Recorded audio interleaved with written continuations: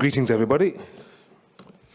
I'll just give you a moment or two to get settled and allow a few more people to come into the room, because this is going to be a really nice session, and we really want you to kind of feel that you're part of something truly special. So just give us a moment or two, allow people to come in, and then we'll get the first session of Sub-Theme 2, On the Road. Just to remind you what Sub-Theme 2 is all about. Is everybody familiar with Sub-Theme 2? Nod if you're familiar. If you're not, just stare at me like, hey, who's this guy? Well, it's nature-based solutions for climate change, adaptation and mitigation, and biodiversity conservation. Okay, sounds simple.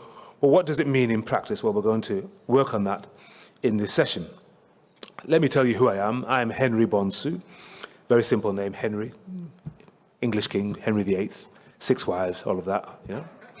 But I'm about so much more than just Henry VIII. Henry Bonsu. Surname Bonsu is from Ghana. Those of you who know West Africa and know Ghana, it means whale. This great big mammal in the sea that we want to conserve is because one of my ancestors apparently was so mighty and great, he had defeated everything on land.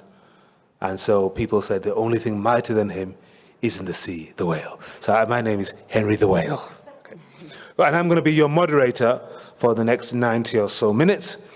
I'll be speaking in English, but not everybody will. One of our speakers will be speaking in Spanish, and there are translation services for French, of course, Spanish, and indeed our host, a Korean language. And this sub-theme is going to review how much progress we're making on nature-based solutions and set these, this is the important things, against the pledges that are made at international summits from Rio to Glasgow. Remember Rio 1992, and then we had Glasgow last year, COP26. So we're going to focus on relevant, practical experience. We want to generate insights on how forests can contribute to the implementation of international agreements. It's one thing to say these things. What happens in between COP25 and COP26 and COP26 and COP27? And then how we can raise the ambition of forest-related nature-based solutions. We say they can do A, but can they do B? And remember, this is the first of 5 sessions in this sub-theme. The other ones, one will be on sustainably managed forests, another one on global restoration programs, nature-based solutions from forests for climate change, and then genetic resources and management of pests. Very interesting, that one. So we're going to set the scene for sub-theme 2.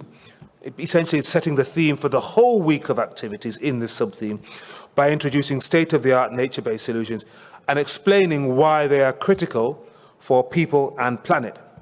So in this session now, we're going to have 2 keynote presentations, a virtual one, which you'll be able to see on screen, from the Executive Director of the Convention on Biological Diversity, and the other live on stage from a professor who's at the forefront of nature-based solutions as holistic solutions to mitigate climate change, to conserve biodiversity, and build resilience for food security. So we've got 2 keynote presentations, okay? And that they're going to essentially highlight the benefits for governments, multilateral organizations, the private sector, and other non-state actors. You know, why should they commit more support to these nature-based solutions? So we're going to have the proof in this session, okay?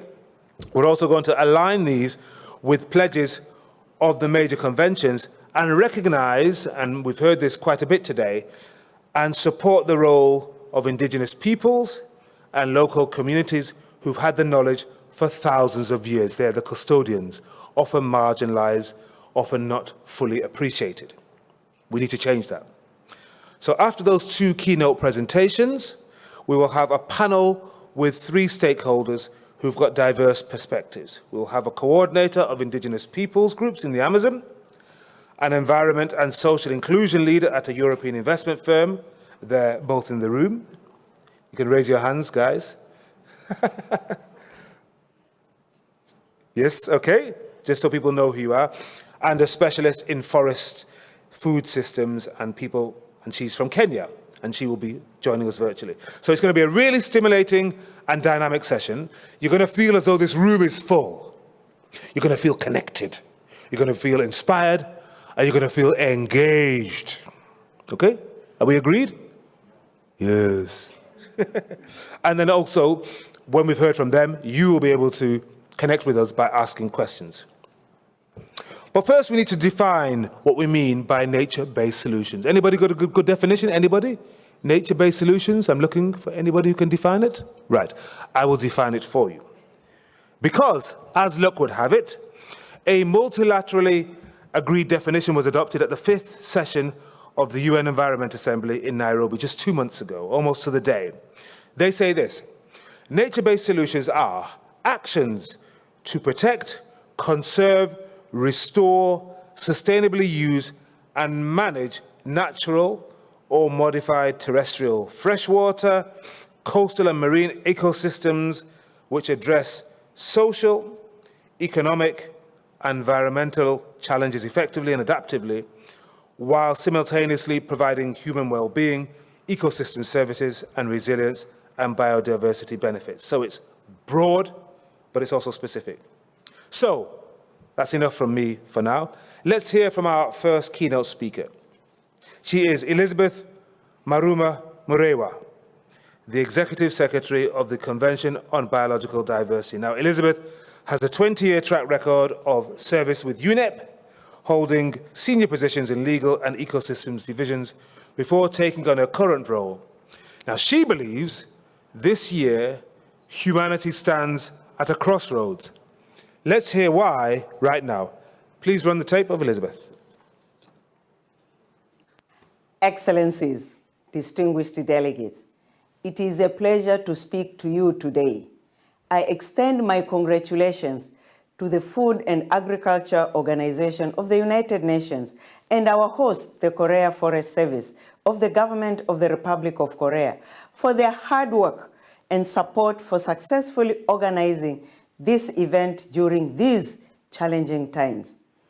At the Convention on Biological Diversity Secretariat, we have enjoyed long-term fruitful partnership with both agencies, and I highlight with gratitude the substantial financial support received from the Korea Forest Service since 2015 for the implementation of the Forest Ecosystem Restoration Initiative.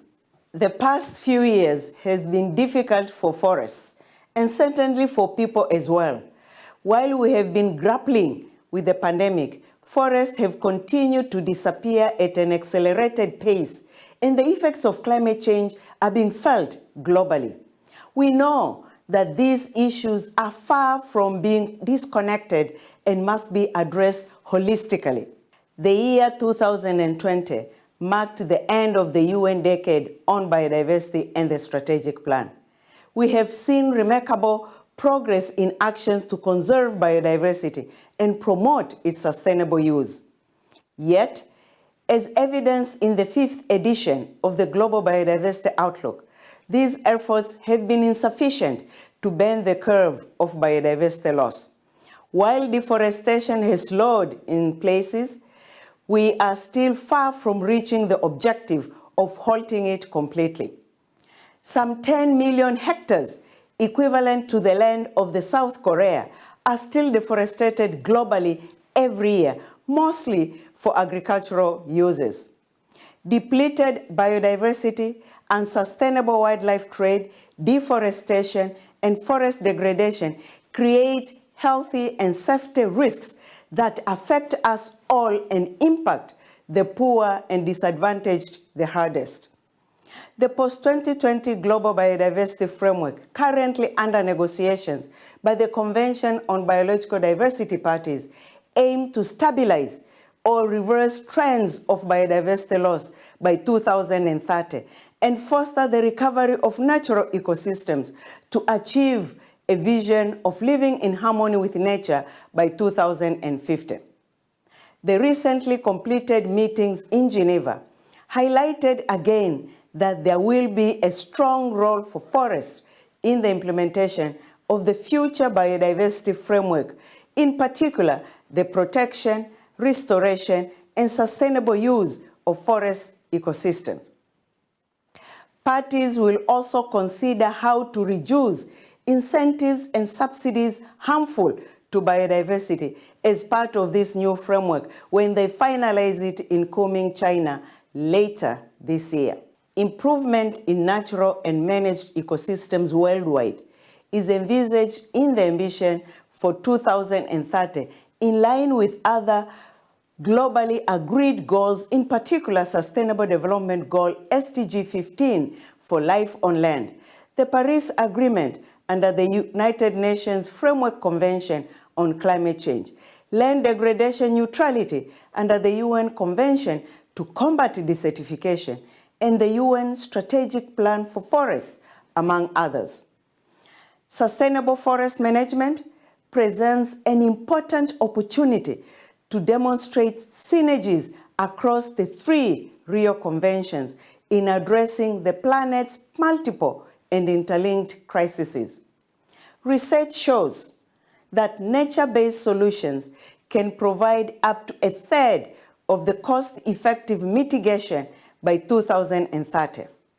With appropriate safeguards, these solutions could also enhance a wide range of ecosystem services, including water filtration, flood and coastal protection, and soil health, as well as contributing to the conservation and sustainable use of biodiversity.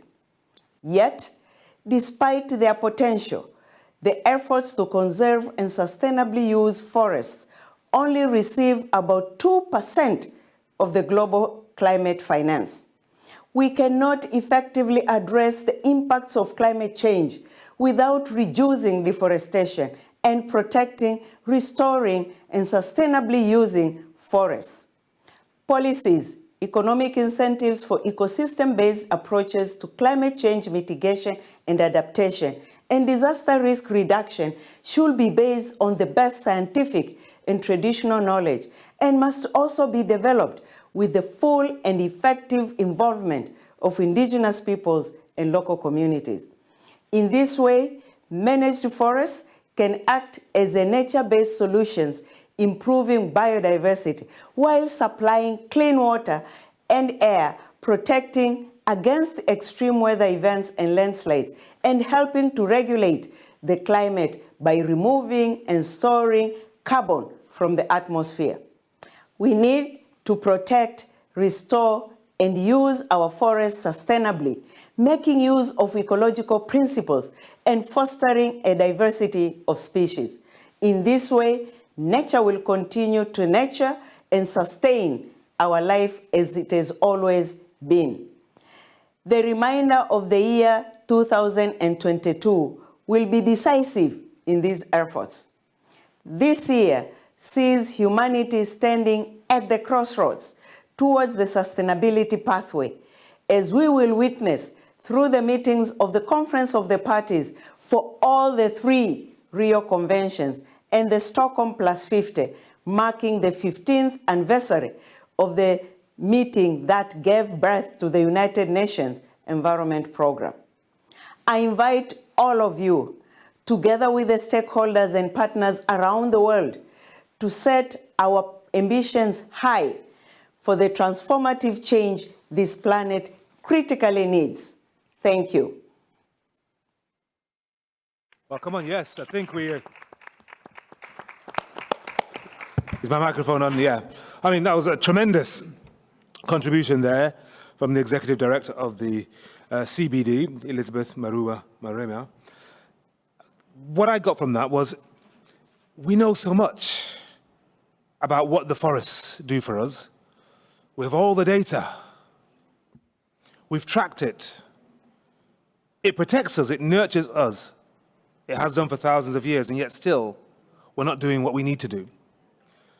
The question is why? And how do we change in 2022 with all these conventions coming together? So let's move to our second keynote speaker, who will be here live in the room. Deborah Lawrence is a professor of environmental sciences and director of environmental thought and practice at the University of Virginia, USA. She is widely published and recognized for her research on tropical deforestation and climate change. Professor Lawrence worked on forests and climate in the State Department of the USA, the US Forest Service, and USAID under President Obama. And there she is. Deborah is going to give us fresh insights on the role of forests in climate change, mitigation, adaptation, and resilience. Deborah, over to you. Thank you so much. Thank you for having me. Thank you to the Republic of Korea and to FAO for putting on this incredible conference. So I feel like we already heard in the last speaker's presentation a lot of the good science we know. I'm going to tell you some new science that's really just telling us what we already do know, which is that forests are more than CO2. Forests are important for mitigation, and that's part of that carbon story, but also there's more than just carbon that forests do to keep us cool. We're also interested in forests as critical parts of our struggle for adaptation and for resilience. So you all know that forests are made of CO2. Like all plants, they take up CO2 from the atmosphere, and the forests that we have store carbon every year and more carbon every year, ultimately taking up to a quarter of the carbon dioxide that we emit every year. So forests are taking up carbon dioxide up to 1/4 of what we produce.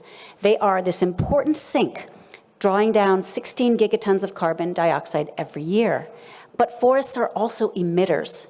So they emit about 8 gigatons. What that means, if they were a country, is that they would be the second largest emitter in the world, after China and before the US. So forests could be doing more if we were not deforesting and degrading them. So instead of 16 gigatons of mitigation every year, we only get 8. But over time, what forests have done is a lot. If you put on one side of the balance all of the carbon stored in forests, in their vegetation and in the soils, it's about the same as all of the CO2 stored in extractable fossil reserves. We know those fossil reserves need to stay in the ground if we're going to meet our target of limiting warming to 1.5. Similarly, forests need to remain standing. Without forests, we would already be living in a much hotter world. So right now, we've seen 1 degree of warming. If all the forests of the world were gone, we would already be past 1.5 degrees of warming. So I'm just saying this to remind you, forests are critical in our fight against climate change. But forests do much more than store carbon. Forests also regulate the climate by moving water. They absorb energy from the sun because they have low albedo, they're dark, they absorb energy, and they take that energy and transform water from liquid coming out of the soil into water vapor as it leaves the leaf and enters the atmosphere. That process of evaporation cools the air above the forest, and ultimately it cools not just the forest region, but the broader region. And in fact, this process of evaporation, evapotranspiration, it cools the planet. It cools the surface temperature. The physical structure of the forest also cools us. This is showing you how normally the air would flow across a smooth surface and there's not a lot of mixing, so hot air stays relatively stable at the surface. Forests, on the other hand, they have a complex canopy, a large physical structure, and as air parcels move over the forest canopy, they become turbulent, and that turbulence helps lift that air from the surface higher into the atmosphere. It takes heat away from us, where we live, and moves it up into the atmosphere. That's a feature called canopy roughness. Forest chemistry also cools the air. How does that work? Well, biogenic volatile organic carbon compounds create aerosols. Those aerosols are reflective. So imagine having, it's sort of like an invisible shield over the forest.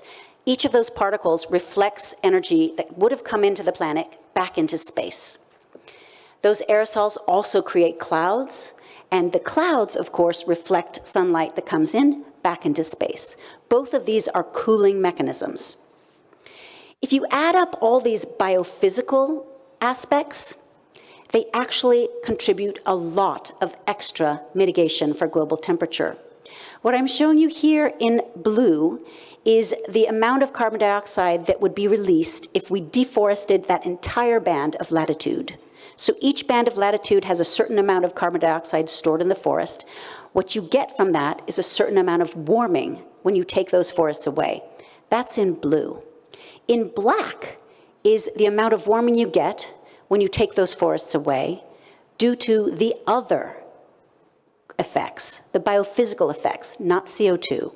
I'm talking about roughness and albedo and evapotranspiration and biogenic volatile organic compounds.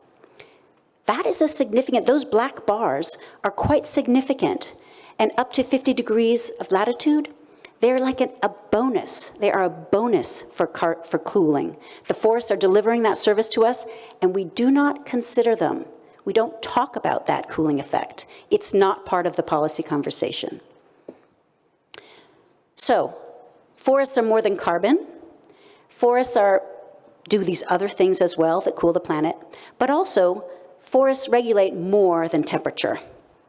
So the forests absorbing energy and transforming energy and water, that gives us rainfall. So rainfall that falls not only over the forest region, but rainfall that falls over the agriculture, which often replaces the forest. And if you look at studies of model deforestation, it turns out that across the tropics, if you remove forests, rainfall declines by 10 to 15%. This is key because in much of the tropics, agriculture is not irrigated. It's dependent on rainfall. So 10 to 15% decline is quite significant indeed. But it's not just what's happening in the tropics. In fact, if you deforest the tropics, you can affect rainfall around the world. What I'm showing you here is the results of what happens if you deforest the Amazon. A triangle means a place where you see less rainfall. A circle is a place where you see more rainfall. Don't focus too hard, just notice that there are changes throughout the world. Deforest Central Africa, you get effects also throughout the world. Deforest Southeast Asia, also remote impacts on rainfall. So, forest climate benefits. It regulates temperature, forests regulate rainfall, but there's also impacts that go beyond the global. Right? It's not just about what forests do for our global well-being. Forests are critical for adaptation and resilience because forests stabilize local climate. So here I'm showing you some results of a literature review on the effects of just comparing forested land and unforested land right in the same place. What you can see is that if you compare the two, forests result in a much cooler daily temperature. So here I'm showing you the results for deforestation. You get 1 to 8 degrees C hotter temperatures in the daytime. That's a lot, and this is an average for the entire year. Imagine what that means for maximum temperature. It's also true that you get a warmer warm season or a warmer dry season by 1 to 5 degrees on average. These are big impacts of forests. This is a local impact felt right there. So forests also, they don't just change the mean, they don't just change the seasonal, they change extreme temperatures. So forests keep us with a lower daily maximum, a lower daily average, with less severe, shorter and fewer hot periods, shorter dry periods, and lower flood risk. These are serious, serious benefits of forests. So when I think about forests, I think they don't just minimize extreme weather, they minimize risk and vulnerability. This, after all, this weather and extreme weather, that is what we live in. That is what we live in, what our crops grow in, what the natural ecosystems that we depend upon experience. This weather is very important, and forests stabilize it. So forests, they're good for mitigation. That mitigation is more than carbon. Those biophysical effects I show you, they deliver cooling. They deliver cooling locally, and they deliver it globally. The local effects of forests are key for adaptation and resilience. So Forests, I can't say it enough, they are essential. They are essential for global mitigation, for local adaptation, and for resilience. Thank you very much. Thank you very much indeed, Deborah. Deborah, stay there for a second. I want to ask you a quick... I love the conviction and the passion and the data and the science. You sound a little bit frustrated, I think, that this is something that you know that you've been working on. Is there resistance to accepting that forests are doing more than just capturing carbon? Is there resistance? Well, I think the indigenous people in the room would say, we have known this forever. Yes. So they're not resisting. There's just, we know that the problem with our climate is CO2 and it's from fossil fuels. Yes. So when we think about fixing the climate, we think about CO2. That is completely true for our fossil fuel problem. It's just that there are these other ways to change the temperature of the planet, and they're not CO2. So they don't fit neatly into that conversation about fossil fuels. So I think that's why we focus on CO2, which is fine. It's where we should begin. But forests have such an important role to play, and these physical impacts are really critical for adaptation and resilience locally. Thank you very much, Deborah Lawrence. For the moment, thank you very much. And if you have any questions for Deborah, I'm sure you do, then hold on to them, because we'll be doing a Q&A a little bit later on when we've heard from our next speakers. Let's move to our panel. Two of them are here. One of them will be joining us virtually. On my immediate left is Juan Carlos Hintiach, who is a technical advisor on climate change, biodiversity, and international policy and cooperation for the COICA, which is the Coordination of the Indigenous Organizations of the Amazon Basin. Juan Carlos, thank you very much for being here.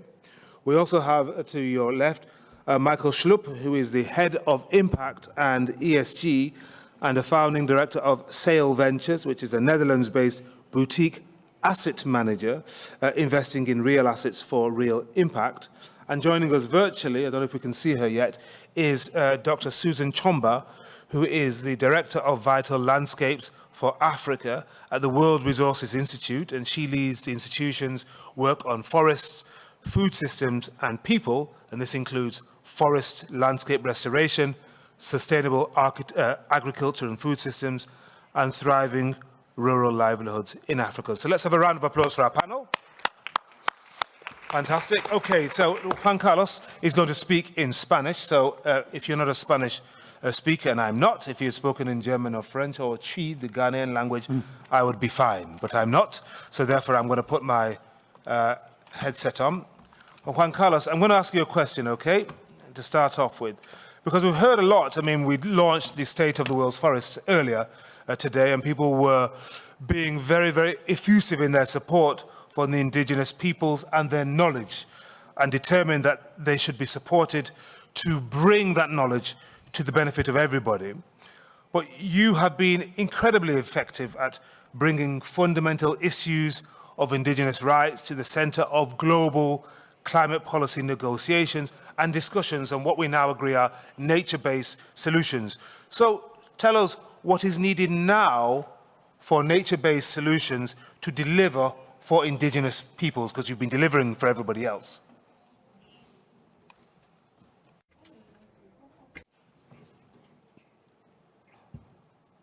It's on already. Hola. Muchas Thank you very much, Henry, for the introduction and question. It is a great honor to have been invited. I would like to thank FAO and Korea Forest Service for this invitation, and it is my great honor to be here. I think there is one critical thing that must be understood. The indigenous people and the local communities have lived in these areas for a long time. We are part of the nature. And even before the legal processes were instituted, we were there as residents. Conserving forests is very important. And its importance has been proven by Western natural science, and it is very important for the local community. But for us, when we talk about the forest, it's really about the spiritual aspects, not just the science. There are so many local people living in these areas, and for them, the forests are very, very valuable and important. There are many approaches, such as REDD+ and REDD++, and they have been proposed as solutions, but the local community has said this. REDD could be about fisheries and any other issues, but for us, we've been focusing on forests. And in the indigenous communities, we have our own ways and we have our own initiatives. Within the Amazon region, we've been engaging in activities in order to respond to the current issues that we face in the forest. And we see the current situation as a disaster, and we wanted to actively engage in solving these challenges. And of course, a scientific approach is important, but we want to have our local perspectives integrated into a scientific approach. The benefits that trees provide, you can see that. But for us, trees are living beings, living organisms, and they heal us, and they give us spiritual inspiration. So I think this is a cosmo vision, and trees have spirits. We don't just fell trees randomly. We ask for permission from nature to cut trees. And that is our approach to nature. Therefore, when we talk about biodiversity or when we talk about natural conservation, we need to take all of these into consideration. So how efficiently we are already addressing these issues should be taken into consideration in international dialogue. Brilliant. Thank you very much indeed for that, Juan Carlos. For those people who are not familiar with REDD or REDD+, it's reducing emissions from deforestation and forest degradation. It's enshrined in Paris Agreement Article 5, and what they created with REDD+ and Indigena to translate something global into something that worked for them was incredibly innovative. So hats off to you, Juan Carlos, and we'll come back to you a little bit later on. But let's move now then from the spirituality of the people who are custodians of the forest, and I like the idea of you when you see, I mean, I myself too, okay, although I'm born and raised in the UK, I come from a mighty people in West Africa, the Ashanti people. And I too, when I see a tree, I feel connected. I feel this is a living, organic being. I maybe don't engage with it in quite the same way as you, but I appreciate it. I'm now going to move to Michael by way of contrast. Michael, it does not mean that you do not appreciate the tree. He's from the Netherlands. They have trees there too. But Michael is with Sail Ventures. He's a founding director, probably best known for Anne Green, and has been one of the innovative investment firms promoting forest-positive agriculture. And they have $180 million US dollars of blended finance fund, and they invest in transformational commercial projects that decouple tropical agricultural commodity production from deforestation. So, big contrast with what Juan Carlos is doing, but we want to align them together. That's why we're sitting together here. So, Michael, first question to you. What are the major new opportunities and challenges for private sector organizations like yourselves to contribute to climate change mitigation and adaptation and biodiversity conservation through nature-based solutions? Because when I hear of impact funds and venture funds, etc., I see them as a million miles away from the mighty tree in the mighty Amazon that's protecting us all. But you can change my mind. I shall try. Yes. I shall try. And let me assure you that, you know, as well as myself, as well as our investors and, you know, the investees, the projects we invest in, the companies that we invest in, they're all connected Yes. to the forest and to the trees. And I think everybody sees the forest as something that's valuable. Yes. The question is just, you know, how do you deploy capital? How do you deploy private sector capital, commercial capital, you know, to actually in a forest positive way? How do you do that? So you've mentioned it, you know, we manage a fund called Ant Green. That's a blended finance fund of the 180 million that we have committed to us. 143 million are invested into, you know, you could say nature-based solutions, sustainably using resources. Our focus is on the difficult commodities, soy, cattle, palm oil, you know, the ones that we really need to decouple from deforestation. And we also focus on large actors, you know, the ones that are primarily responsible for the problem. So you could ask us, you know, are these nature-based solutions or are these nature's problems? Yeah. And I think, you know, from the perspective where we come from as an investor, you know, or where our investees sit, the projects we invest in, to protect the forest needs to have a value for them. And, you know, that creates the incentive to change. Yeah. Unfortunately, from a commercial perspective, purely commercial perspective, and you know, don't take this wrong, you know, standing forest has no value if you're a commodity producer. So we need to change that paradigm. We need to give the standing forest a value, and you know, not spiritual value, because I think that undoubtedly, as I said, everybody sees, but a commercial value. So how do we do that? How do we give commercial value to a forest? We do it by changing the way we finance these projects. We provide projects with long-term credit that is otherwise not available in the market. You know, this helps the companies that we finance to make the transition to sustainable land use, to really create the incentive, set that in the right way. Because long-term credit matches the long-term costs that you need to shift the way you produce in agriculture. You know, it creates the incentive for this shift. So, you know, if you want an example or two, you know, in Brazil, for example, we have financed a 140,000 hectare cattle ranch.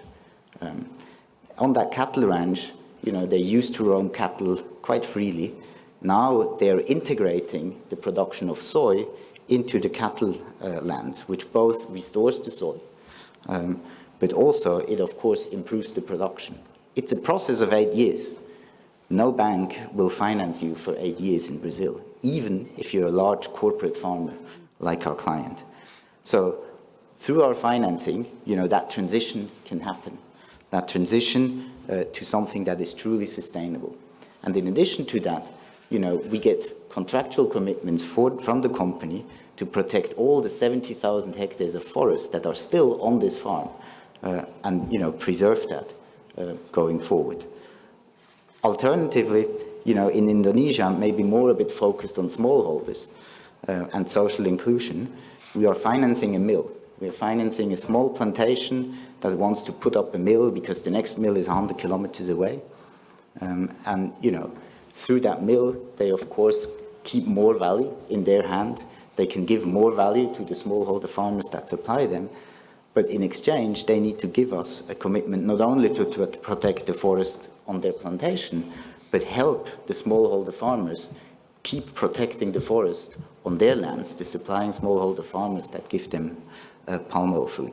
So we always look for these transformational change opportunities in our financing, you know, financing the protection of forest, but also financing production, financing social inclusion, and really creating win-win situations.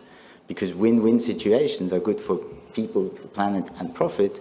They're also good for us because, you know, the way we want to finance this is in a commercial way so that we, as a fund, can make a return. Tremendous, Michael. Thank you very much indeed for that. I like the fact that you gave us two concrete examples And you can see in glorious Technicolor, Susan Chomba. I don't know if Susan is aware that her face has been magnified in our screens for the past half hour. So thankfully she hasn't done anything embarrassing, but she's got a lovely, beautiful green canopy behind her. So Susan, we're going to come to you in just a moment, but I just quickly want to ask Juan Carlos what he made of those two concrete examples, particularly the Brazilian one, where cattle used to roam free, but now there's cattle and soy, and it's regenerative. Is that the kind of thing you want to see more of?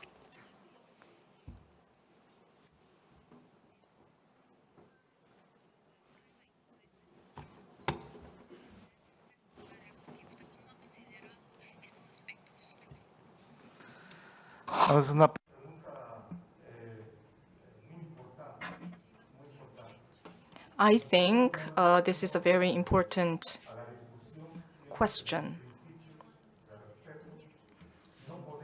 We don't just talk about this, we have our principles and we respect these initiatives. We cannot do what is not right. We set our principles and we believe that we need to follow our priorities. And for example, in raising cattle, there are certain priorities.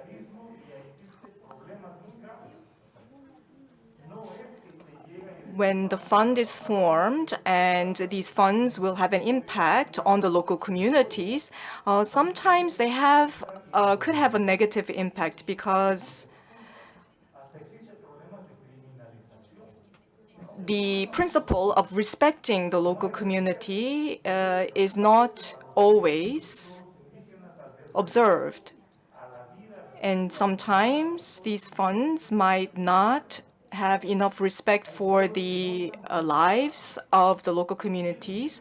We live in jungles and we live in forests, and we all live very freely in forests. And due to the living organisms in these forests, we are able to continue with our lives. But sometimes the priorities or the principles are not properly observed. So this is what I'd like to say about that question. Thank you very much indeed for that, Juan Carlos, okay? Michael, you can come back a little bit later on, okay? I don't think he was pushing back directly against you. I think broadly, he said, well, this sounds good, but there are other funds which invest in a negative way with negative outputs, I think. Now, we can now move to Susan, who we can see on our screens there. And Susan works with WRI Africa. I think you're in Nairobi, Kenya. Is that right, I think, Susan?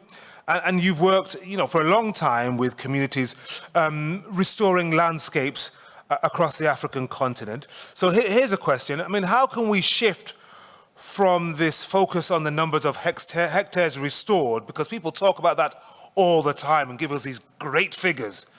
But what about the real people on the ground for whom this data and these figures may be meaningless when compared with what they have to deal with on the day-to-day? Fundamentally, issues of equity. How do we put those at the center of nature-based solutions? Over to you, Susan. Thank you so much, Henry. And as well, I'd like to really appreciate the organizers of this session. So let me just mention here that at least we have more than 300 million local communities who are either living within forest areas or areas that are considered to be areas that should be restored back to forests or to natural ecosystems. So, and these 300 million local communities in the global south do not have necessarily the view of the professor scientist who really eloquently put together fantastic scientific facts on the role of forests. Neither do they all necessarily fall within the category that we would call indigenous communities. They are local communities, but not everybody nowadays will probably resonate with a strong spiritual connection of forests to whatever, to their own livelihoods. I'm saying there's not connection, but that is not their primary reason or their primary goal of why they protect or restore forests. And neither will they probably have the millions or billions of dollars, access to those millions and billions of dollars that are being put by the private sector to keep the forest standing. So where do these then 300 million people fall, and how do they see and use forests? I think that is the critical question, Henry. If we need to stop looking at forests primarily as carbon, as forests as primarily something for sequestering carbon. So 300 million local communities in the Global South, a lot of them will see forests for their value in terms of providing food, providing fodder, providing energy for cooking, providing the rainfall and water and streams that they are using for agriculture. It doesn't mean that when they are protecting forests, they are not generating other ecosystem services such as carbon sequestration and biodiversity.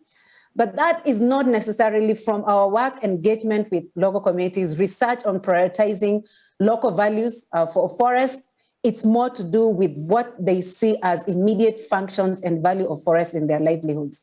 And so to be able to shift our priorities from just the hectares that are restored, we need to start asking how much are forests providing to local livelihoods? How much are they providing in terms of income for local communities, whether it's income through sale of forest and timber and non-timber forest products?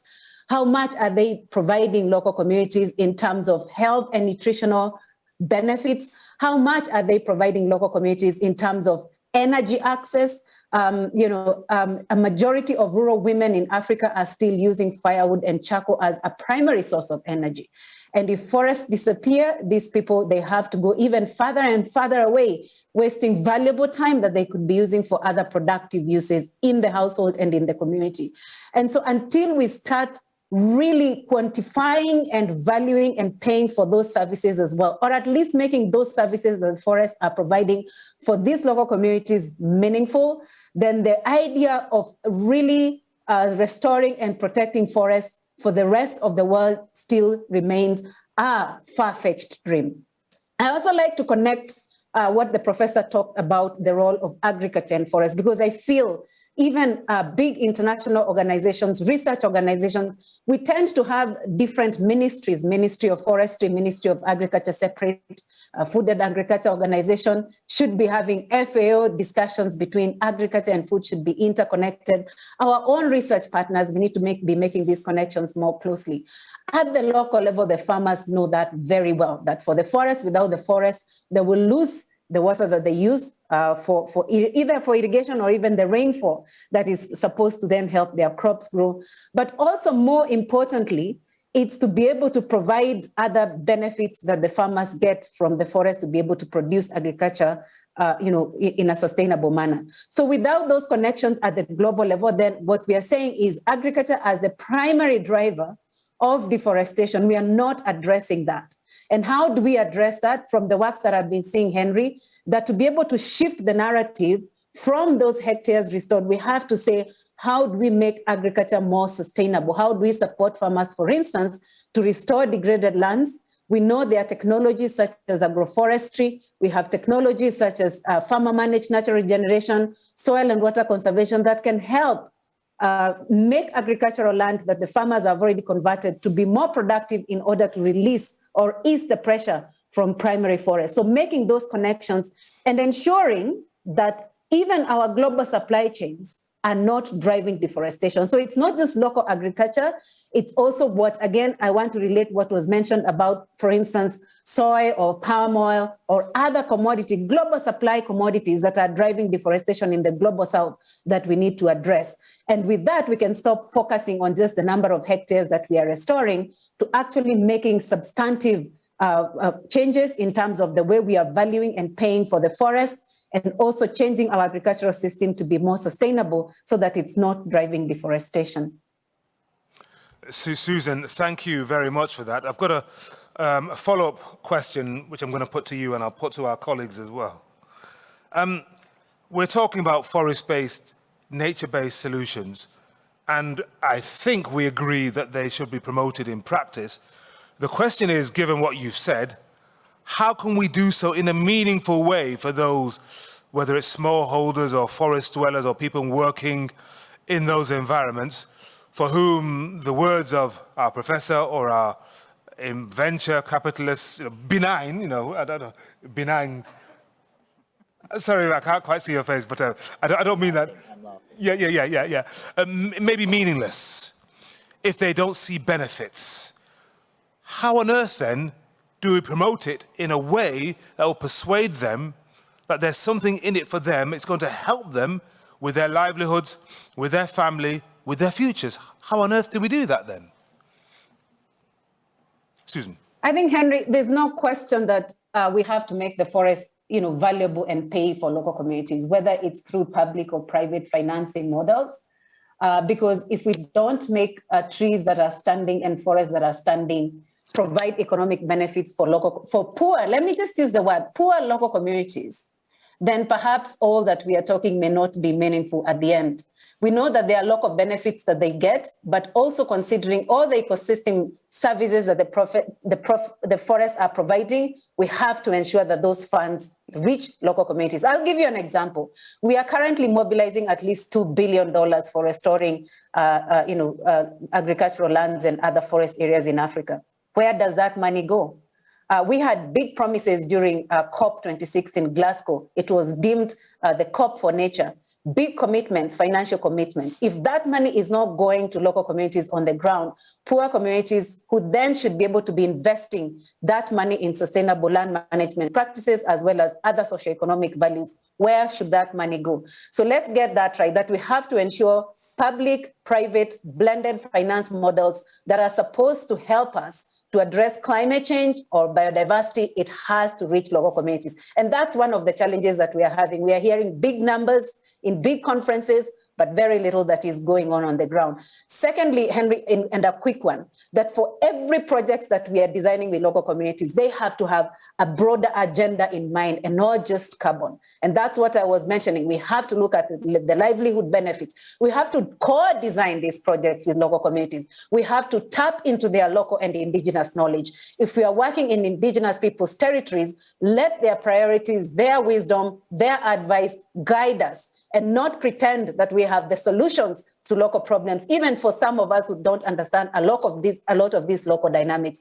So funds must reach local communities, but secondly, we have to be humble enough as external, whether it's scientists, development actors, or other institutions, to co-design these programs with the respect of local knowledge, with tapping local knowledge, respect of indigenous knowledge, so that we have more meaningful and sustainable results on the ground. Susan, thank you. Michael, I have to go straight to you then. As Susan was speaking, were you nodding your head, going, yes, yes, yes, this is exactly what we did in Brazil and Indonesia, or were you bristling? Did you feel, please don't tell us how to do this because we know this is something we're experts in? What was your response to that? And how would you develop that point further? How can forest-based, nature-based solutions be promoted in practice if it isn't essentially what Susan was saying? Yeah, no, I wasn't nodding my head. I think I was in thought. And what did your thoughts lead you to conclude? Susan put her finger on a very sore point, right? Okay. The fact that we hear a lot about money has to be mobilized, or money has to be deployed, to help the forest. But before you can deploy money, you first need to mobilize it. And it's a sore point for me as well, because, in 5 years we have been managing this fund. We have raised 180 million. That sounds maybe like a lot, but quite frankly, for the scale of the problem that we're dealing with, it's nothing. It's a drop in the ocean. And it was, oh boy, it was frustrating and difficult to raise these 180 million.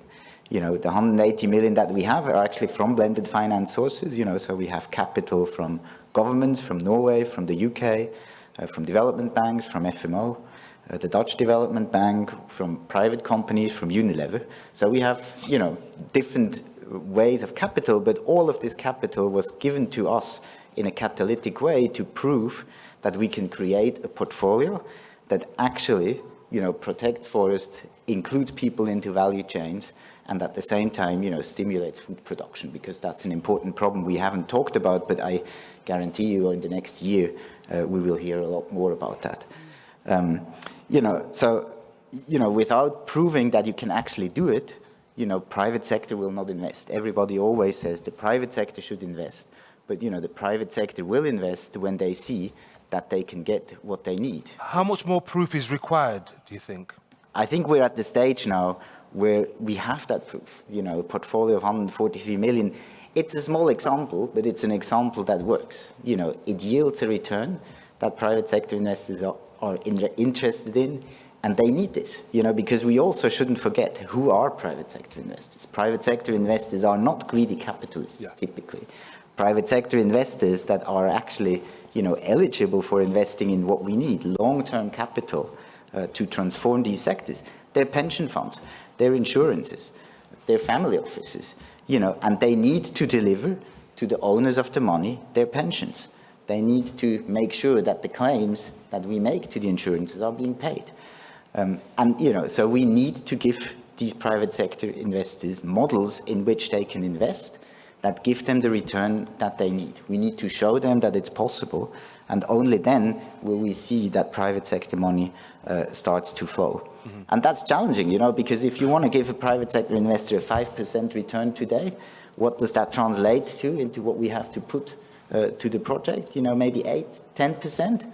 And, for a 15-year investment, 8-10%, that's a costly matter. So we have to convince the companies on the ground that they need to shift. They need to make this shift. They need to dare transitioning to sustainable models. Michael, thank you very much for your honesty there. Juan Carlos, having listened to what has been said, let me put that question to you. I think we sort of agree that the case for nature-based solutions is there. It's absolutely there. But promoting it to the point where others, other businesses, private sector, other individuals, multilateral, development finance institutions, get behind it, there's a gap, So how do you think, from your perspective, it should be promoted, these solutions?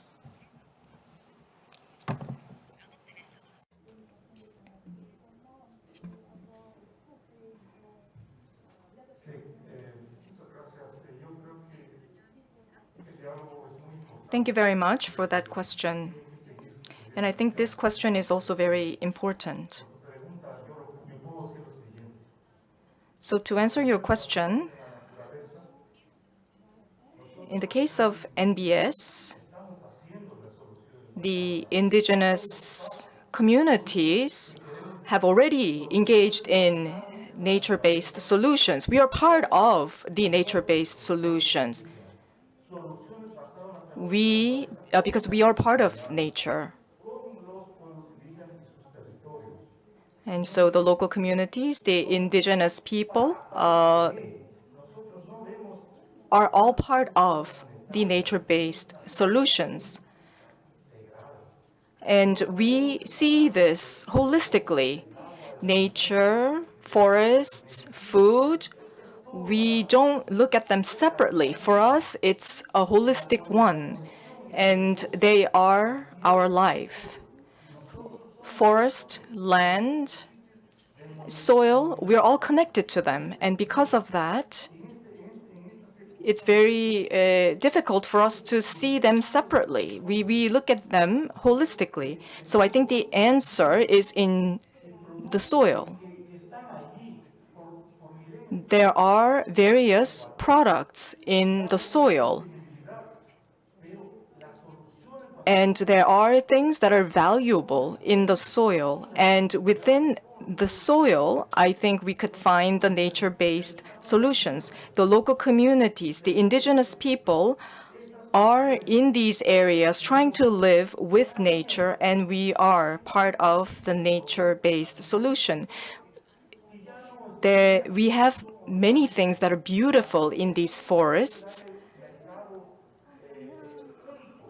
And we could say organic, or it could be healthy, but anyway, there are various species of cacao, and there are beautiful things that are like treasures that exist in the forest, and we need to connect them together.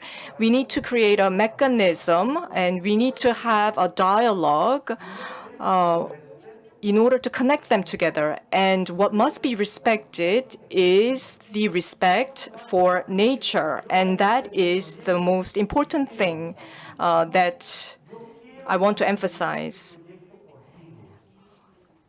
Or we could have an agreement and maybe sign something, but it's not, it should go beyond that.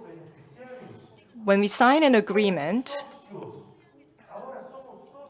it means that you will be entering into a partnership with the local community.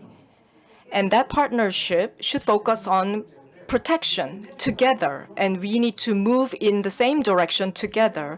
And the indigenous people already have nature-based solutions. We are living there, we are living in nature, we are respecting nature. Thank you very much indeed, Juan Carlos. Thank you. I mean, that was really, really clear. And I suppose the difficulty is that although I think we probably here in this room understand fully and respect what you said, the contribution, there is a gap between what you're saying and how other people who are not living in the forest, do not appreciate the forest in quite the same way, look to extract the resources, how they see you and how they see what we might call nature-based solutions. It's just transactional, as opposed to connected in the way that you've described. Let me bring our Professor Lawrence back into the conversation here. How on earth do we promote nature-based solutions, forest-based, nature-based solutions in practice? Because I'm just thinking outside of this Congress, will it cut through to other people who could enable us to make real progress between now and the next Congress, but who may not necessarily be convinced and may just see the forests as this source of carbon capture? I am daunted by the task. You know, I'm daunted when I listen to everyone speaking about this challenge we have to but give the real value. As a scientist, I certainly see the value. In my way, I see it in the data, the numbers, the services are clear, both locally and globally. So for me, it's not a question of, is there value? Of course, I don't think that's at stake here. It's just daunting to think about how to get that value appreciated in the right place. I don't know how to do that. What I know is that they are so critical. As we lose them, we lose so much.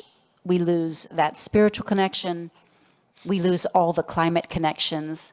We lose our ability not only to live now, those of us who live, those 300 million communities that live actually in the forest, they lose that. And we lose our future. So I don't know how we mobilize people to be concerned about the present and the future. I find this quite daunting. Okay. So as a scientist and a professor, all I can do is say, we certainly don't need to study it anymore. Yeah. We need to start trying out solutions. And I've heard some pretty exciting options here, from the community-based to the more corporate finance to indigenous solutions. Clearly, we have a bunch of potential solutions. I think we have to start trying. Okay, thank you very much indeed for that, Deborah. Michael, you caught my eye a moment or two ago when Deborah was saying very honestly she wasn't quite sure. You seem to want to assist, so please do. Please assist. I wanted to assist, and you know, I hear you about the problem being daunting, but actually I'm more positive. Yay. Because, you know, 25 years ago when I started my career in this space, you know, I heard the same being said about renewable energy and the energy transition. And look where we are now in the energy transition. I mean, we're not done, and it's not going fast enough, yes. But, you know, it's really a mainstream you know, for investors, for example, it's mainstream, right? Renewable energy is cheaper than fossil energy in many places. You know, why should that not be possible with sustainable land use, right? We just need to, you know, keep drilling, hammering these solutions that we have. And you know, the solutions are there and we need to work together, you know.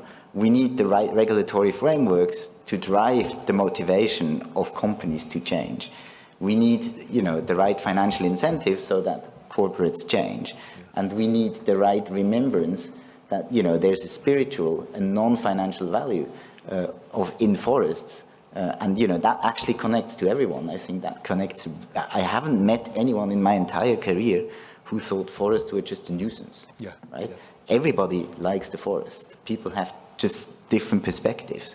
And I think, you know, there's exciting ways on how you can work together. We've heard about results-based financing as, you know, something that can help preserve forests. Sure, but, you know, someone needs to finance the activities that lead to the results, right? And if that's not the private sector, then who would that be? So public-private sector, you know, other stakeholders, we can all work together. So I'm positive, maybe not for tomorrow, but for soon. Okay, well, in that spirit, thank you very much. And now I reach out to you, our colleagues here in the room. You can see there are microphones dotted around to your left and right. And I would invite you now to have a think about what you've heard thus far from our colleagues here on the panel and also on the line, Susan on the line there. If you have a question, it's a gentleman here. Now, there's a microphone behind you, so you can tell us who you are and briefly what your question is, and I will try and direct it to the right person. Yeah. Thank you so much, Henry. It has been an amazing presentation and also panelists. Thank you so much, distinguished panels. Thank you. I have like two questions, I think, maybe a bit biased to Michael because I've known him for quite some time. Okay. You mentioned, my name, by the way, is Fitrian Aldiansya. I'm from IDH, the Sustainable Trade Initiative. Michael, you mentioned that you've been investing quite a lot recently in agriculture, sustainable agriculture, as a proxy to protect forests. I'm just wondering whether you also can see investment directly in forest protection can be sped up, can be accelerated. Because I think the rate of deforestation is still continuing and also continuing quite fast. I mean, we are playing catching up. What you have done and together also with different organizations is good, but is it really enough? I mean, you mentioned, Henry, this is a boutique type of models. Yes. Can we scale it up? And also transforming real investment in forest protections. And your second question? The second question is for Professor Deborah Lawrence and also Suzanne. I mean, although you mentioned quite correctly that the values for forests mostly now, I mean, nominal values are associated with carbon emissions reductions, especially through the UNFCCC negotiations. Haven't seen similar discussions taking place at UNCBD, I mean, quite concretely, UNFF and others in terms of providing nominal values for other type of values coming from forests, in which then that kind of investment can take place. Thank you so much. Thank you very much indeed. Do we have a second question? We'll take the gentleman there. Do you want to, can you get to the microphone? So we've had one already, okay, and then you are? Thank you very much, Michael. I'm Otioe Champon Boache, also from Ghana. Yeah, with a name like Boache, you have to be. Go on. Yeah. The Boaches are from Ghana. Go. That's true. So yes. My question is for Professor Deborah. Just as you ended, you said I'm also an environmental research scientist, and so just as you ended, you said we should try our solutions now, like you ended your speech with. This is my question. What is the scientific community, and that for that matter, the academia, doing to be able to break the science down for society to understand? Because there seems to be a gap. Relating science to society has become a problem. And so for us in Ghana and myself, what I'm doing with my students is that we are trying to use the basic science behind tree planting to address the triple planetary crisis. Trees are able to absorb carbon dioxide through photosynthesis. The stock themselves stores carbon, so it sequesters carbon from the atmosphere. And so we have a lot of sanitation-related areas in Ghana. And so how can we address these issues? trees are able to absorb carbon, and then some odorous compounds. They also are able to release oxygen into the atmosphere. And so if you're able to plant trees in such sanitation-related areas, as the trees are absorbing carbon and sequestering carbon, the oxygen that is released is actually refreshing ambient air, and thereby also absorbing odorous compounds from the atmosphere. Now, in terms of biodiversity loss, trees provide homes and habitat for Ebola organisms like birds. And I've always said this everywhere I stand. Growing up as a kid, I had a natural alarm. I didn't need a phone because the rhymes from the birds in my community woke me up at 5 a.m. in the morning. I lived in Kumasi, and then that we can still identify with the spirituality of trees. Yes. Because the name Kumasi itself is coming from a tree that was planted by, let me say, a fetish priest that survived, and that gave the Ashantis their capital town, Kumasi. Yes. And so we still believe in the fact that trees are spiritual. And so how can we juxtapose all this with the science thereof?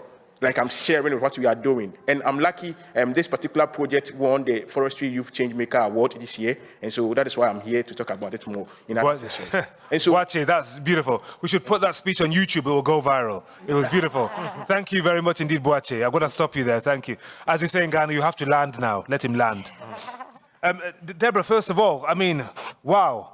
How, are you going to follow that? How do we bridge the gap between the science, the data, the way one presents here, and the people out there who could be persuaded to listen, absorb, and then maybe even mobilize?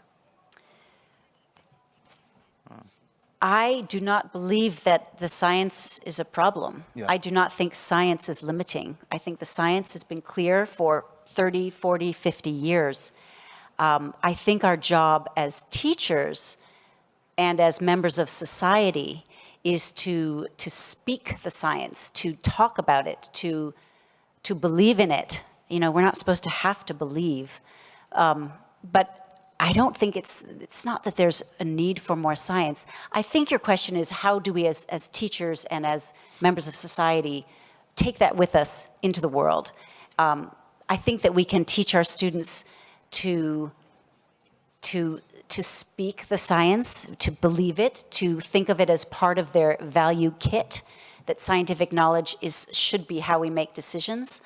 But I think that our decisions have not been limited by a lack of science. I think they're limited by something else, by values, by, it's just not the science. We have known, all these people in the room who study forests certainly know the value of forests. So that is not what limits us, I don't think. Mm-hmm. It's how we take our science into the world. And also, Deborah, could you take there's part of the question from our colleague from IDH that was targeted at you as well. You said he's not hearing these conversations in some of the events he goes to. You know, people talk about carbon capture, etc., but they're not presenting it in the way you are. Is that fair? Are you an outlier? Are you talking about the non-carbon benefits? Usually the discussion taking place at UNFCCC, Yeah. but not like UNCBD, UNFF in terms of other physical values and developmental values especially. The physical effects aren't even discussed at the UNFCCC. They are part of the models, so they're hidden. They have not been surfaced even in the UNFCCC. So I think this is something that this should be surfaced everywhere. If it's valuable, if it's helpful. I think if you think about what we're trying to do when we're trying to address climate change, in addition to these other, it's biodiversity and restoration and all that, if we are trying to keep the surface temperature low, we should be looking at all mechanisms to do that. And in all of those arenas, we simply only focus on carbon. And I would say if we're talking about tenths of a degree, we look at forests for more than just their carbon benefits. We get many tenths of a degree in a given place and at the globe by keeping forests present. So I think that's exciting and important. I don't know how we get it into the UNFCCC conversations, because I don't know how you balance tenths of a degree with gigatons of carbon. This is a problem with that conversation. We don't negotiate tenths of a degree. We don't get credit for tenths of a degree. We get credit for gigatons of carbon. So it's always going to be a challenge, but I think at least bringing these questions up has the potential to make a very interesting conversation between countries where they occur, because those adaptive benefits are huge. The local benefits are huge. So it's a very interesting conversation.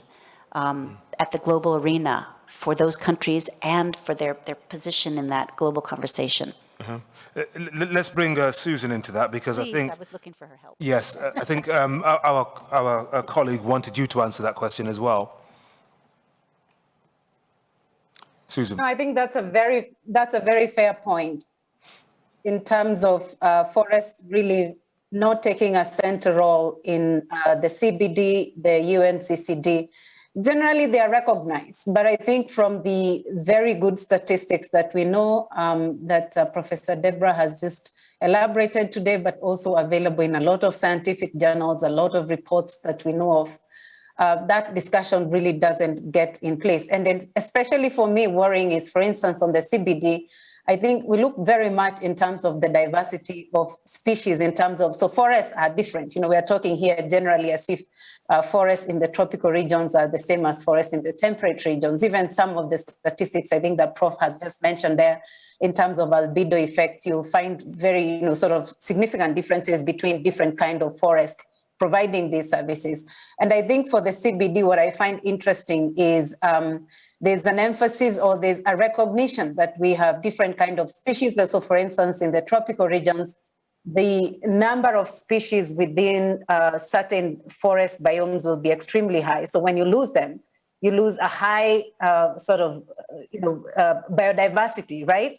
But also the wildlife, the other animals that are, protected or staying in the forest then get lost.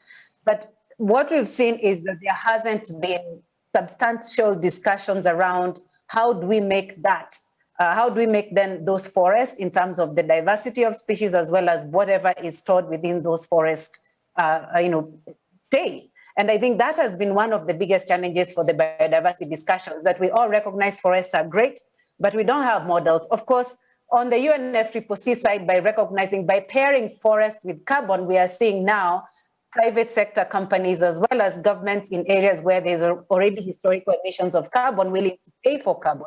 But what we are saying is we need to go beyond that. And then for conventions like the CBD, conventions like UNCCD, again with fantastic statistics showing the role of forests on energy, on water, we should be linking that more closely to desertification and land degradation and paying for that.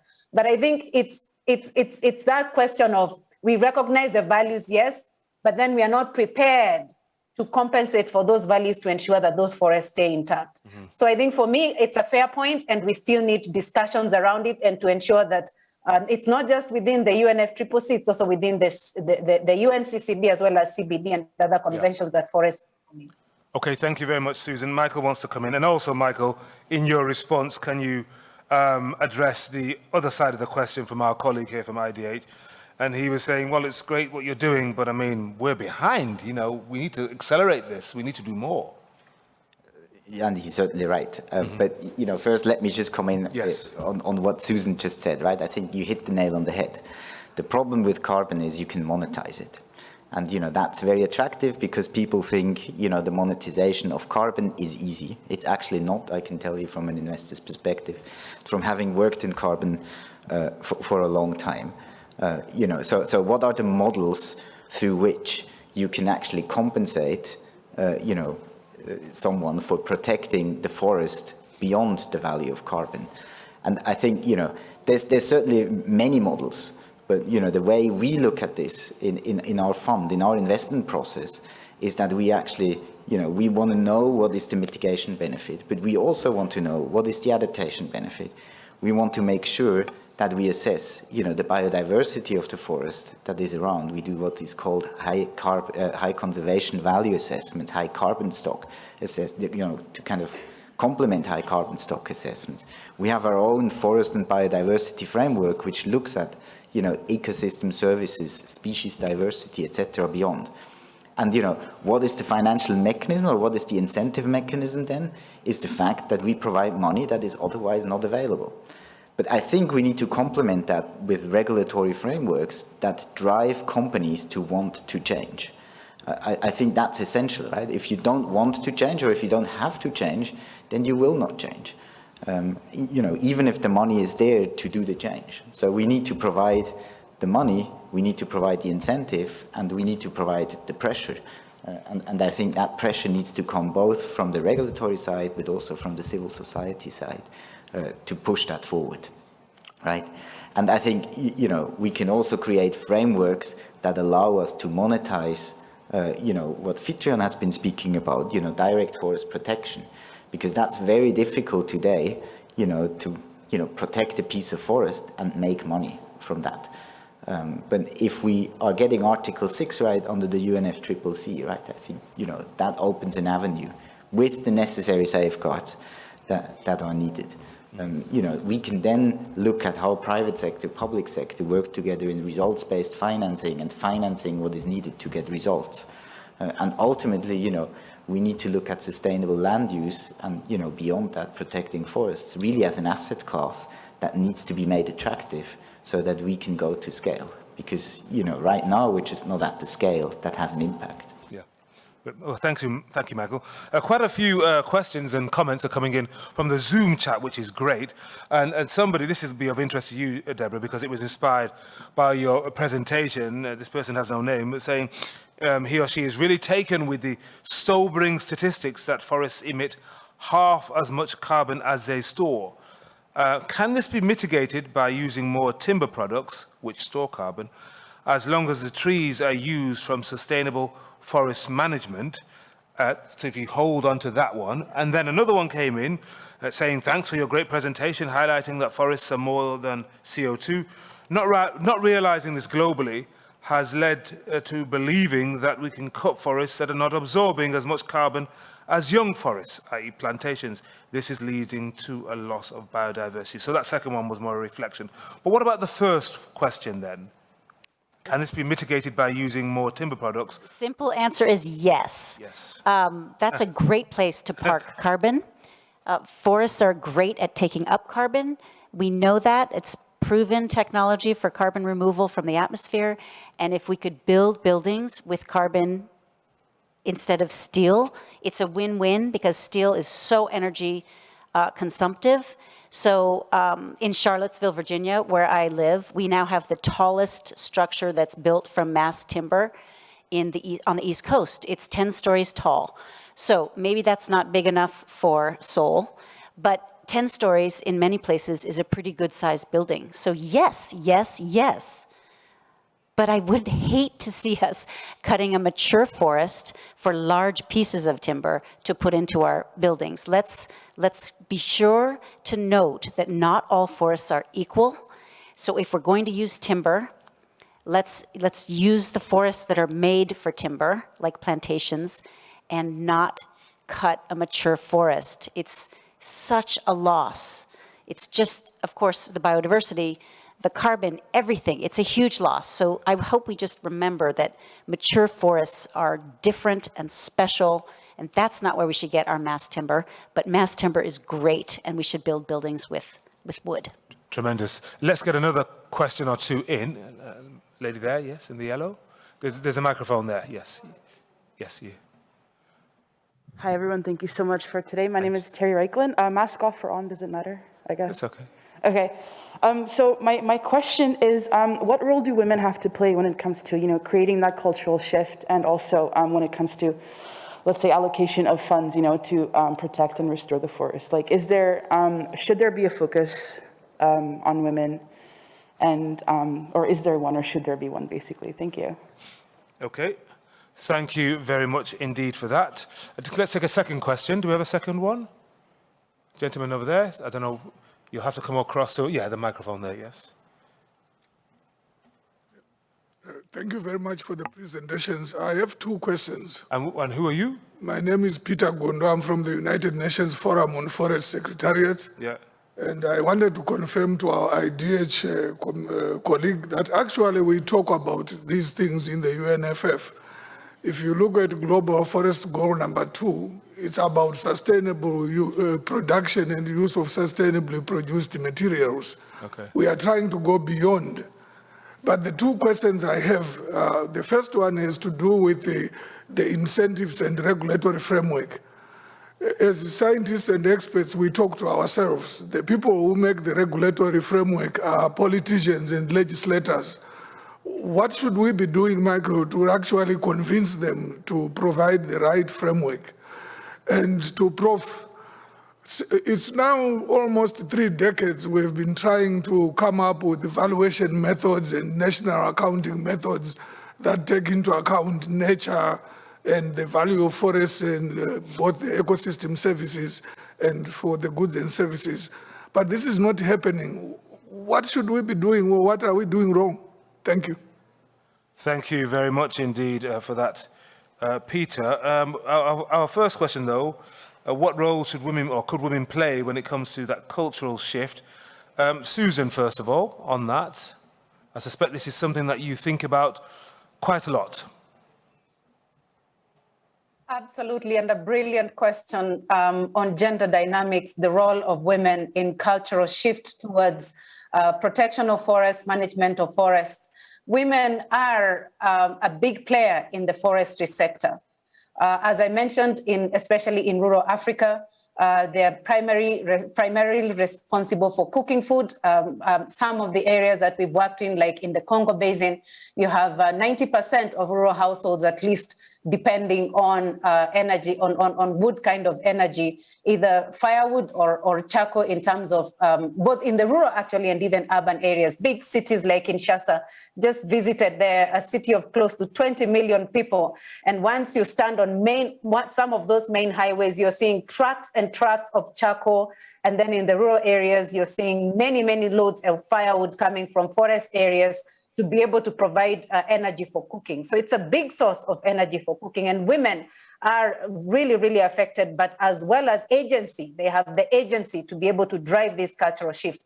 So what I'm saying is any kind of forest protection, management, or restoration decision cannot be successful if we don't engage substantively with women. And I'm using the word substantive here because we've seen projects that basically try to count the heads of women that have attended a meeting, whether those women don't say anything, whether those women's ideas and perceptions are not even taken into consideration throughout the meeting. We say we had 50% women attending this meeting. We need to go beyond what we call the descriptive statistics of counting the heads of women to understanding their needs, to understanding their power in changing these decisions. I hear in a lot of meetings, people say, oh, but women in Africa and other places, they're disempowered. They can't talk in meetings. And so we have to really look at ways of getting people who can represent them, even if they can't talk. I want to say that right now, the social science has advanced. We have fantastic tools available for programs, for projects, to look at ways of substantively engaging women so that their decisions, their needs and interests are taken into consideration.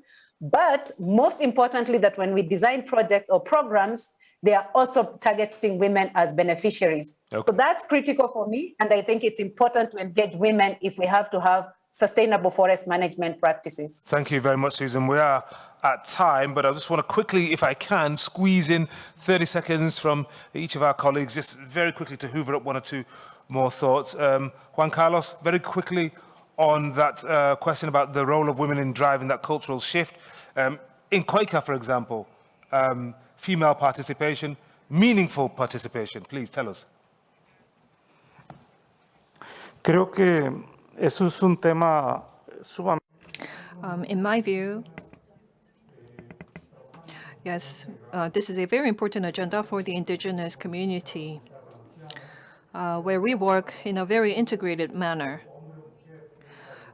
To our elders, by elders I mean those with much knowledge, the wise. And they are like trees in our community because they already have much and rich information and experience. So we would approach the wise to discuss what can be done within that culture and community so that women and the youth could contribute. And we act as a community. We do not leave anyone behind, and we always move forward all together. This is very important. We must give consideration to a variety of conditions. And when we proceed with a project, we cannot exclude anyone. We share all the information, and we move forward in a transparent manner. And we must work with a very clear set of principles and standards. So if there is an agenda in a household, that agenda does not stay within that household. It applies to the entire community as an integrated principle. And within that community, what kind of change women, youth can bring about, we think of all together as a community and we act together as a community. So everyone must stand on an equal condition. If there is an information, there are funds, and this is the same for the entire community. Well, I think, and Deborah, let's deal with the questions from our colleague Peter. Well, first of all, Michael, what do we do to convince the politicians? Because in the end, they're the ones who set the regulatory frameworks. They're the ones who make the decisions.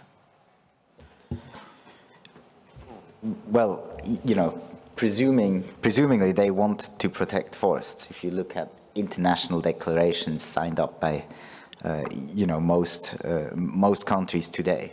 So, but what should the politicians do to protect forests, to enable, you know, from my perspective, private sector investment in this space?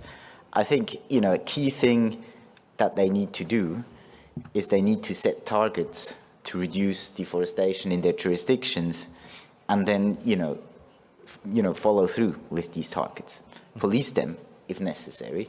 I think, you know, one of the challenges we see in many of our interventions is that, you know, maybe we manage to protect the forest here, but because there is a demand for that forest, for firewood or for land, you know, you see deforestation elsewhere. So, you know, I think that's an important element on the one hand. I think another important element around social inclusion, which is really important for ownership of, you know, society, in the wider society, to protect forests and that vision, you know, is to provide land tenure. If you don't have land tenure, you can't get financing. If you can't get financing, you can't use best available technology, best available techniques, which means you have to expand.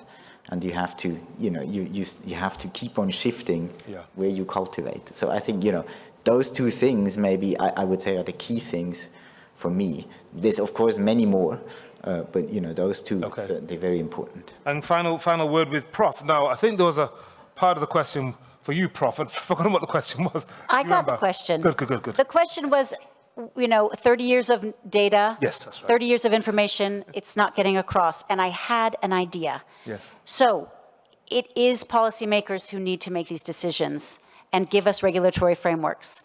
I am sort of heartened by the fact that, at least in my own country, in the United States, we are finally having so many disasters that people are putting it together. And our role as scientists needs to be to make it clear that those disasters are connected to ecosystem services that have failed. If it's the climate system that has failed, we need to make it specific reference. That is not just a magical disaster. That is a disaster that is occurring because an ecosystem service has failed, probably because we have failed. So I think we need to connect. I assume that everyone else is having disasters as well around the world. Those disasters need to be made explicitly connected to our ecosystem services. And it's not just abstract. So it's a specific disaster, has a specific cause, and it has a cost. And if you can make clear that that cost of repair, restoration, or relief, all that money, that's costing policymakers. It costs them money to go in after a disaster. So I think connecting the disaster to the ecosystem service that could avoid it, and to the avoided cost of relief and restoration, that's going to start making a point for us. It's not just an abstract thing about what our ecosystems do for us. It's very clear. And I think our job as scientists is partly to make that connection, to constantly make it concrete. Very good. That was the last word. Put your hands together for Professor Deborah Lawrence, Juan Carlos Pintiac, Michael Schlupp, and Dr. Susan Chomba. That was your panel. That was the first of this sub-theme 2. 4 more to go during the week. Thank you very much. You're a wonderful and engaged audience. I look forward to seeing you during the rest of the week. Thank you very much and have a lovely evening.